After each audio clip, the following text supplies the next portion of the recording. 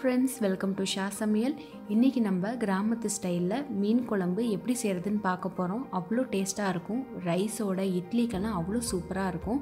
இந்த ரெசிபி உங்களுக்கு பிடிச்சிருந்துச்சுன்னா லைக் கொடுத்துருங்க. ரெசிபிக்குள்ள போறதுக்கு முன்னாடி சமையலுக்கு நீங்க சப்ஸ்கிரைப் செய்யலனா ரெட் கலர் சப்ஸ்கிரைப் பட்டனை பிரஸ் பண்ணிடுங்க. பக்கத்துல இருக்கிற பெல் ஐகானையும் பிரஸ் பண்ணிடுங்க. உடனுக்குடன் நீங்க அப்டேட்ஸ் உங்களுக்கு கிடைச்சிரும். கிராமத்து சைடுலலாம் மண் சட்டியில் தாங்க சமைப்பாங்க. என்கிட்ட சவுதியில் மண் சட்டி இல்லாதனால நான் எப்பொழுதும் சில்வர் பாத்திரத்தில் தான் சமைப்பேன். ஸ்டவ்வை மிதமான சூட்டில் வச்சு 3 டேபிள் ஸ்பூன் அளவு எண்ணெய் ஊற்றிருக்கேன். நான் வெஜிடபிள் ஆயில் சேர்த்துருக்கேங்க. நீங்கள் கடலை எண்ணெய் இல்லைன்னா நல்லெண்ணெய் கூட சேர்த்து சமைச்சா ரொம்ப டேஸ்ட்டாக இருக்கும். எண்ணெய் நல்லா சூடானதும் 1 டீஸ்பூன் அளவு கடுகு, 1/4 டீஸ்பூன் வெந்தயம் சேர்த்துருக்கேன். வெந்தயம் கம்மியாகவே சேர்த்துக்கோங்க. அதிகமாக சேர்த்திங்கன்னா கசப்பாயிரும் குழம்பு. கருவேப்பிலை,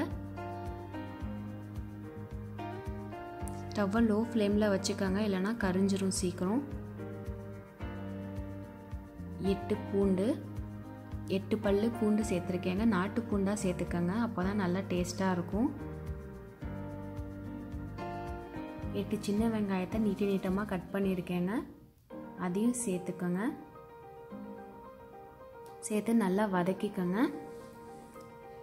சின்ன வெங்காயம் பூண்டெல்லாம் நல்லா சாஃப்டாக வர வரைக்கும் நல்லா வதக்கிக்கணும். பாருங்க, நல்லா சாஃப்டாகிடுச்சு. நான் ஒரு பச்சை மிளகா சேர்த்துருக்கேன். காரத்துக்கு நீங்கள் இன்னொரு கூட சேர்த்துக்கலாம். சேர்த்து நல்லா மிக்ஸ் பண்ணி விடுங்க.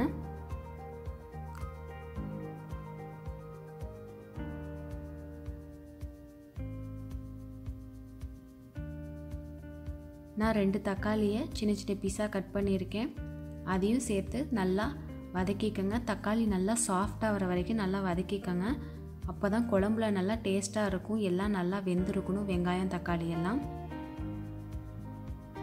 தக்காளி பூண்டெல்லாம் நல்லா வெந்துருச்சுங்க, நல்லா சாஃப்ட் ஆகிடுச்சு. இந்த மாதிரி ஆனதுக்கப்புறம் இப்போ நம்ம மசாலாவை சேர்க்க ஆரம்பிச்சிடலாம். நான் 1 டீஸ்பூன் மஞ்சத்தூள், 1 டீஸ்பூன் சோம்பு, 3 டேபிள் ஸ்பூன் மல்லித்தூள் சேர்த்துருக்கேன், 3 டேபிள் ஸ்பூன் மிளகாத்தூள் சேர்த்துருக்கேங்க. சேர்த்து நல்லா மிக்ஸ் பண்ணி விடுங்க. ஸ்டவ்வை லோ ஃப்ளேமில் வச்சுக்கோங்க. நல்லா அந்த மசாலா எல்லாம் நல்லா பச்சை வாசம் போகிற வரைக்கும் வதக்கிக்கணும். இந்த ஓரங்களில் பாருங்கள், அந்த மசாலா நல்லா வெந்து எண்ணெய் வந்துருக்குச்சு. எண்ணெய் வந்ததுக்கப்புறம் தான் நான் 1 டம்ளர் அளவு தண்ணி சேர்த்துருக்கேன். தண்ணி சேர்த்து நல்லா கொதிக்க விடணும். இப்போ தேவையான அளவு உப்பு சேர்த்துக்கங்க. 1/2 டீஸ்பூன் ஜீரகத்தூள் சேர்த்துருக்கேன். சேர்த்து நல்லா மிக்ஸ் பண்ணி விடுங்க. மிக்ஸ் பண்ணி விட்டுட்டு நல்லா கொதி வரணும். நல்லா கொதி வந்துருச்சு. இப்போது நான் 2 பீஸ் அளவு மாங்காய் சேர்த்துருக்கேன். மாங்காய் சேர்த்தா ரொம்ப டேஸ்ட்டாக இருக்கும். சேர்த்து 5 நிமிஷத்துக்கு வேக வைங்க. 5 நிமிஷத்துக்கு அப்புறம் நான் ஒரு எலுமிச்சம்பழம் சைஸோட அதிகமாக புளி கரைச்சி ஊற்றிருக்கேங்க. புளி அதிகமாக இருந்தால் தாங்க ரொம்ப நல்லாயிருக்கும். அதுவும் கிராமத்து சைடில் நல்லா புளிப்பாக தாங்க, காரமும் புளிப்பும் அதிகமாக தான் இருக்கும். நான் 1 கப் அளவு தேங்காய் பால் சேர்த்துருக்கேன். தேங்காய் அரைச்சி ஊற்றலை.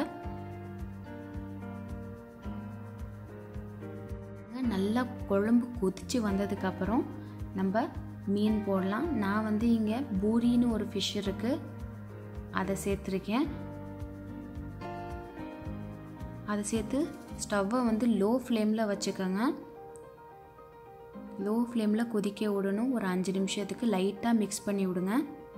பாருங்க, நல்லா கொதி வந்துருச்சு. நம்ம மீனும் நல்லா வெந்துருச்சு. 5 நிமிஷம் போதுங்க. லோ ஃப்ளேமில் தான் வைக்கணும், இல்லைன்னா மீன் உடஞ்சிரும். நம்மளோட மீன் குழம்பு ரெடி ஆகிடுச்சு. கடைசியாக கொத்தமல்லி இலை தூவி ஸ்டவ் ஆஃப் பண்ணிடுங்க. நம்மளோட அருமையான கிராமத்து ஸ்டைலில் மீன் குழம்பு ரெடி ஆகிடுச்சு. இதே நீங்கள் மண் சட்டியில் சமைச்சிங்கன்னா அவ்வளோ டேஸ்ட்டாக இருக்கும்.